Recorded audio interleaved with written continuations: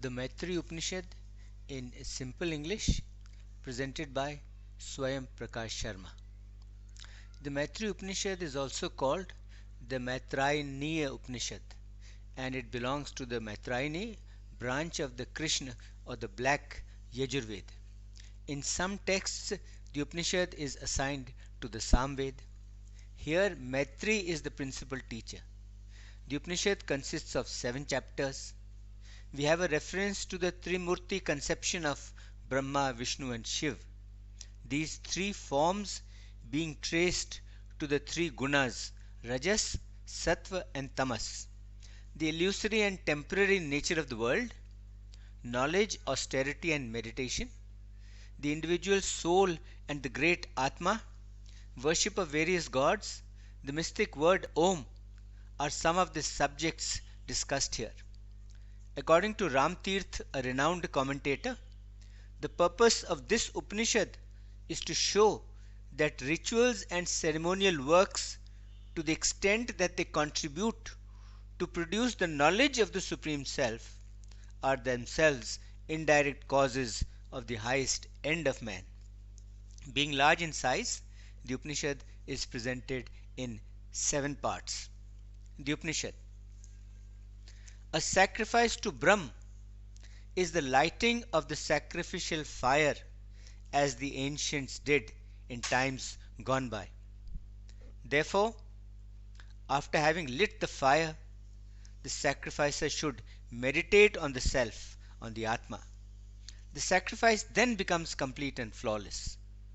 But now the question arises, who is he that is to be meditated upon? Who should we meditate upon? The one who is to be meditated upon is called life. There is this story about him. Once there was a king named Brihadrath who reflected and concluded that this body is temporary. It is not eternal. With this understanding, he reached a state of non-attachment to the things of the world. He put his son on the throne, crowned him king, and went away into the forest. There he performed extreme austerities, standing with uplifted arms, gazing at the sun. At the end of 1,000 days of such austerities, there appeared before him the revered sage Sakayanya, the knower of the self, the Atma, who glowed like a fire without smoke.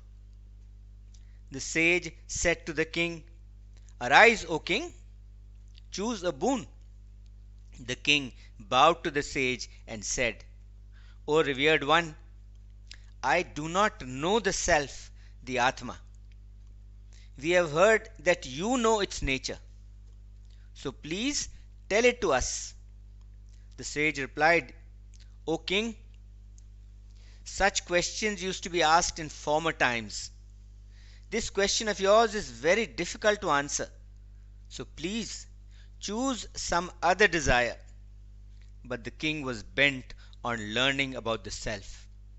He touched the sage's feet with his head and said, "O revered one, in this unsubstantial and foul-smelling body, which is a collection of bone, skin, muscle, marrow, flesh, semen, blood, mucus, tears, rheum, feces, urine, wind, bile and phlegm, what good is the enjoyment of desires? In this body, which is afflicted with desire, anger, covetousness, delusion, fear, despondency, envy, separation from what is desired, and union with the undesired, hunger, thirst, old age, death, disease, sorrow, and the like, what good is the enjoyment of desires?" And we see that all this around us perishes, just as these gnats, mosquitoes, and the like, grass and trees that grow and decay, they all perish. But what of these?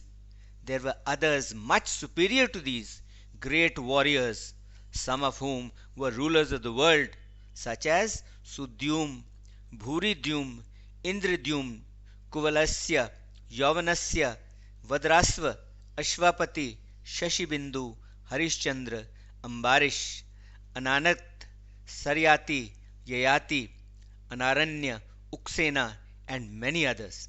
There were many kings too, such as Marut, Bharat, and others. All these, with their entire families looking on, renounced all they had. They renounced great wealth and kingdoms and went away from this world into the other world. But what of these? There were others still superior to these, such as the Gandharvas, the Asurs, the Yakshas, the Rakshasas, the Bhutas, the Ganas, the goblins, the vampires, and the like. All of them saw destruction. But what of these? Higher than these have also seen destruction. There is the drying up of the great oceans. There is the falling away of mountain peaks. There is the deviation of the fixed pole star, the cutting of the wind ropes that hold the stars in position. There is the submergence of the earth. There is the departure of the gods from their places. Everything in this world is transient. Things rise and grow, then decay and perish. In such a world as this, what good comes from the enjoyment of desires? One who has fed on his desires is seen to return to this world again and again. Therefore, revered sir, please deliver me from such an existence. In this cycle of existence in the world, I am like a frog in a waterless well. Revered sir, you are our path of deliverance. Yes, you are our path of deliverance. Sakayanya was very pleased to hear what the king said. What the king said, and said to the king, Great King Brihadrath, flag bearer of the Ikshvaku race, you who are revered as Marut will quickly attain your purpose and become a knower of the self, of the Atma. This, in fact, is your self, O king. Which, O revered one? Queried the king. Then the sage said to the king, He who without stopping his breathing goes upwards, moving about, yet unmoving. He who removes darkness, he is the self. Thus said the revered Maitri, for so it has been said, that serene one who, rising up out of this body, reaches the highest light and appears with his own form. He is the self. He is the Atma. He is the immortal, the fearless. He is Brahm. This, O king, is the Brahm knowledge. This is the knowledge contained in all the Upanishads as told to us by the revered Maitri. I will tell it to you. We hear that the Valikhilyas were free from evil. They were of resplendent glory and a vigorous chastity. They said to Kratu Prajapati, O revered one, this body is like a cart without intelligence. Who is it that moves this body? Who is that super being who has given intelligence to this body? Please do tell us what you know. Prajapati replied, He who is reputed as standing aloof amidst qualities such as those of vigorous chastity. He is pure, clean, void, tranquil, breathless, mindless, endless, undecaying, steadfast, eternal, unborn, and independent. Though he dwells in worldly objects, yet he is placed above them all. He abides in his own greatness. This body, possessing intelligence, is set up by him. He, in fact, is its driver.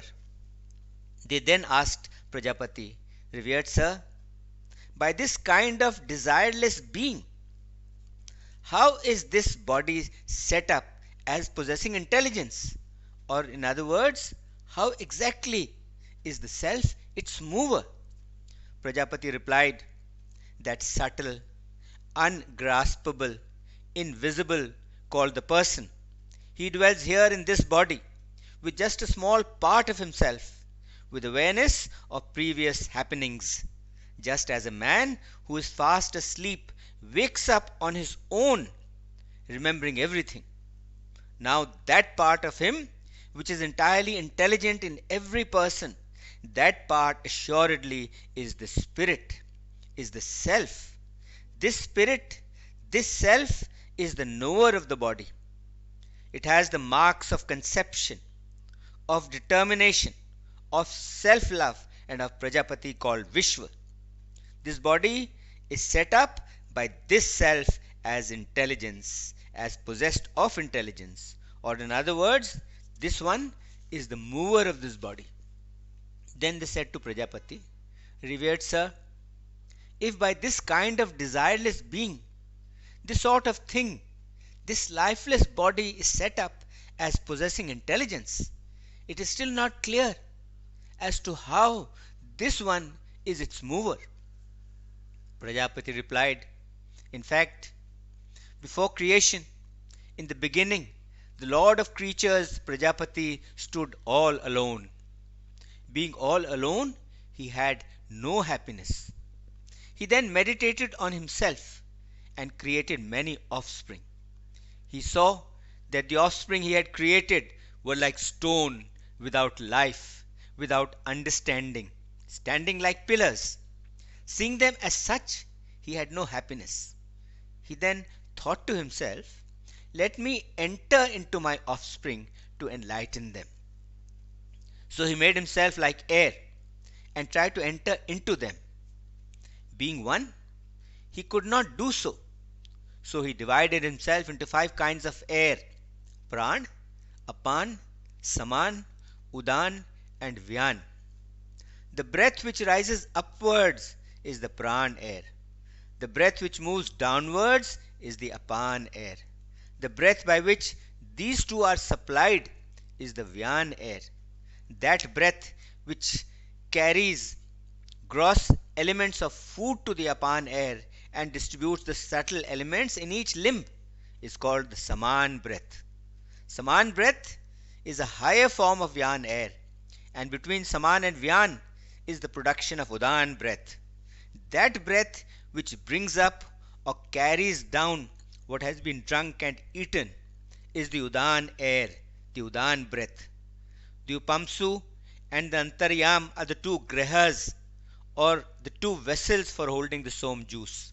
They are placed side by side, and between them, between the 2, the God generated heat. That heat is the person, and that person is the universal fire. And so it has been said elsewhere, this is the universal fire that is here within a person. It is by means of this fire that the food that one eats is cooked or digested. By covering one's eyes, one hears the sound of food being digested. However, when a man is about to die and depart from this life, then he does not hear this sound. The person, having divided himself 5-fold, is hidden in a secret place. The person who consists of mind, whose body is life, whose form is light, whose conception is truth, whose soul is space, he is hidden in a secret place in the body. Since he had not attained his purpose from within the heart, he thought to himself, let me now enjoy these objects. To do so, then he pierced the openings of the 5 senses and enjoys the objects by means of the 5 reins.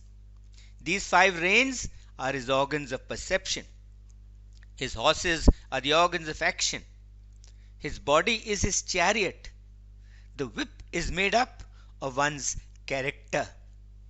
Driven by the person, this body goes round and round like the potter's wheel driven by the potter. This is how this body is set up as possessing intelligence, or in other words, this very person is the mover of the body. The seers declare, that this self in fact wanders here on earth, moving from body to body, not affected, as it were, by the good or the bad fruits of his actions. Because of this unmanifestness, because of this subtlety, this imperceptibility, ungraspability, freedom from self sense, the self, the Atma, is unabiding and it only appears to be a doer, while the fact is that the Atma is not a doer and he is abiding. Truly, the self, the Atma, is pure, is steadfast, is unswerving, is stainless, is unagitated, is free from desire, and remains fixed like a spectator, like the impartial onlooker of the drama of which all the world, himself included, is the stage. He abides in his own self.